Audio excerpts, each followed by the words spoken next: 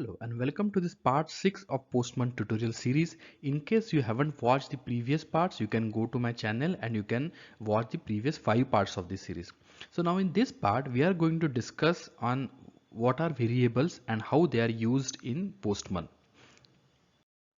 So those who have some background of Java, C++ or any other programming language, they already know what variables are in those programming language, and the essence or the scheme is exactly same in Postman. These variables allow you to store the values and reuse them throughout your application, the way we use throughout our code in Java or C++.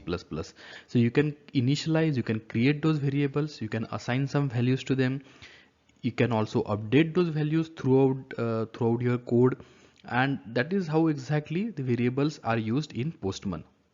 We can reference those Postman variables through our request. We can reference it in our collections in future sections. When we will create the scripts, then we will see that in scripts also we can get the value of this variable, we can update the value of this variable, and essentially it minimizes the chances of error, and it increases the work efficiency.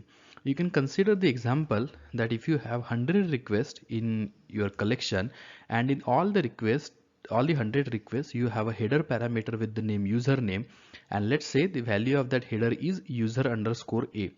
Now after a period of maybe 15 days or month, you got to know that this header value needs to be updated to user underscore b. So you can imagine that in absence of variable, you have to go to each and every request and you have to update that value manually. But if you are using variables, then you have to just change it at one place and it will get reflected through all the requests that are available in your collection or in your workspace. So variables have scopes, and they essentially define where those variables are initialized, and the scopes are actually 5: global, collection, environment, data and local. At this point of time we are going to discuss about two scopes, which are global and collection. The reason is this environment, data and local, we will park it for some time and we are going to discuss them in the next section. So now let's go to Postman and let's see how we can define the variables with this global and collection scope, how we can use those variables in our API request. So I have opened the Postman application and I have two collections here which were created in our last session. So the collection B has two requests and collection A has one request. One modification that I have done to all these three API requests is that I have added one header parameter with the name username, and value of it is user underscore a, and same username we are also passing in this other collection. So you can see here that we have this username uh, as a header, and similarly for this other request also we have this username header. So in all the three requests we have the header with the name username and value is user underscore a. Now again, coming back to the situation which I discussed just few minutes before, is that if you want to change the value of username to user underscore b, then we have to manually go here, we have to manually update the value, and this exercise we have to do it for all the three requests. So we have to change it like user underscore b, save this request, and similarly we have to go to the other request, again do the same things. To save ourselves from such a scenarios and to make our code more manageable, we make use of variables. So as we discussed, there were two scopes of variable which we are going to discuss in this session. The first is the global variable. So let's see first how we can create global variables. So you can see we have one button available over here which says environment quick look. So once you click on it, we get actually two sections here. One is the environment and other is the global. At this moment we will ignore the environment section because we are going to discuss this in our next video, and now we will come to this globals. So here you can define the global variable. So let's see how we can define it. So we have to click on this add button. So I have to give the name here. So let me give the name as username, and we have to give the initial value which is user underscore a. and which is again the current value. The reason you are seeing the current value is that, as I already mentioned, the variable values can be updated using scripts. So this current value field holds the value of a global variable at that particular point of time. Then we can enable or disable variables by selecting or deselecting this checkbox. At the moment I am selecting it because we want to use it in our collections or in our workspace, to be specific. So I have created these global variables. Let me click on save and let me close this. So now if I again click on this button, I can see one entry in this global section, and the user and the name of the variable is username. One more thing I want to show you is that when I click on this edit button, I can also export the global variables to my machine. So if I click on this export and if I save it, okay, let me replace it. And if I open this, so you can see this key value pair is stored in this particular value. So that is how I can export the global variables which are available in my workspace, and same thing applies to other types of variables as well. So now let's come to our request and let's see how we can refer to that global variable which we have just now created. So the syntax to access those variable is we have to use this double curly braces symbol. So as soon as we enter double curly braces, we got the list of the default variables which are available in Postman. So let me type username. So you can see now I can see this username. So I'll select it. So by default the curly braces which I had opened, they got closed here, and if I hover over this particular value, I can see the initial and current value. I can also see the scope of this particular variable. There is symbol G also mentioned here, which indicates that this is a global variable. Let me do the same thing for other request also. So here also I'll modify the value to username, and similarly I did the same here as well.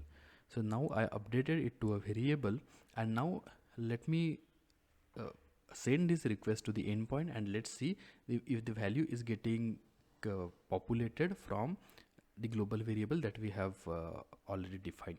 So one thing I would like to show you is that whenever you send any request, if you want to see what is the value shown that is being sent to backend, be it your payload or headers or any query parameters, then in such a cases you can make use of Postman console. So you can go to this this view and click on show Postman console.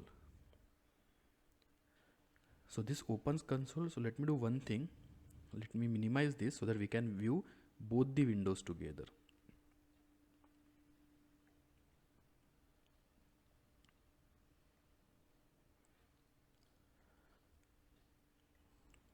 So let me now send this request. So as soon as we send this request, we got one line available over here. Let me expand it. So you can see the username is being sent as user_a. So the value which we have sent in variables is now working as expected. So let me go to here and let me edit this, and let me change the current value to user_b, and let me save it, and let me fire the request again. So you can see now I have the second entry available over here. Let me expand this, and you can see the username is updated to user_b. Similarly, if I fire any other request,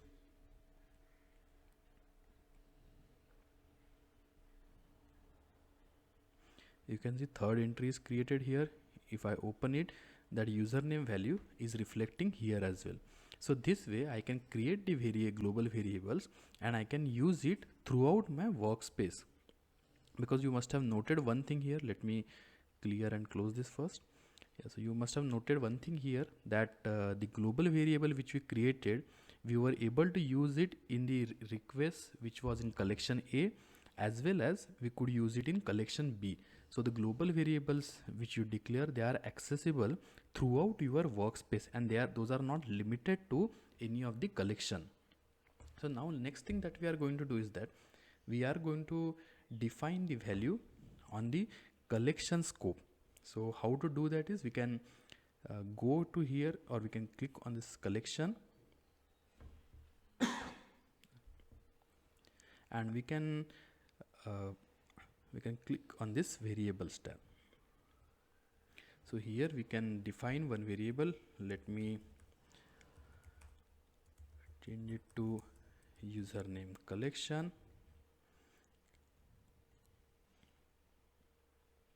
and let me give the initial value as user underscore c underscore a. And now in this I'm going to add one more key value,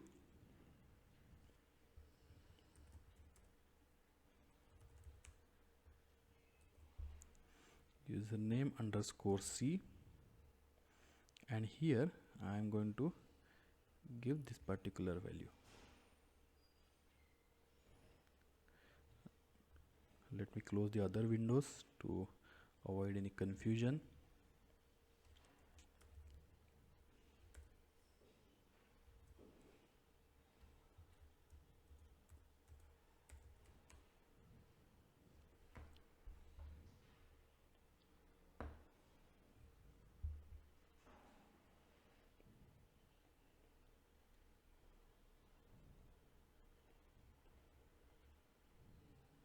So let me save it first. So once I save it, now that value is available over here. So I can select this value here.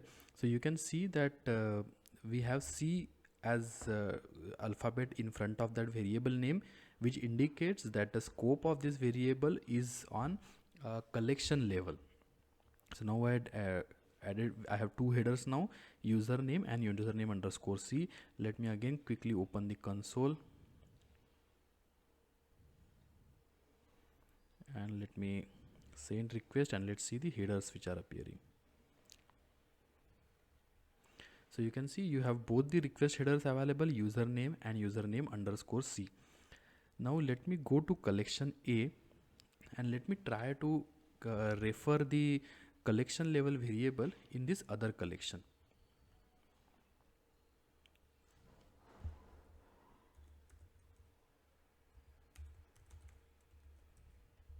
So here let me try to access that value. So you can see when I type user, I get only username. I am not getting the other variable which I have defined in collection B. So I am not getting this username underscore collection in the header section of the request, which is a part of collection A, which underlines this fact that if you define the variable on the collection level, then those variables are accessible only within your collection. So if you are declaring value over here, that will be available only to this request which falls under this collection, and they will not be accessible to the other collection. So if your requirement is that the value should be accessible to all the collections within your workspace, then you should define it on the global level. But if your requirement is that the value should be specific to that particular collection, then you can go ahead and create the variable in the particular collection.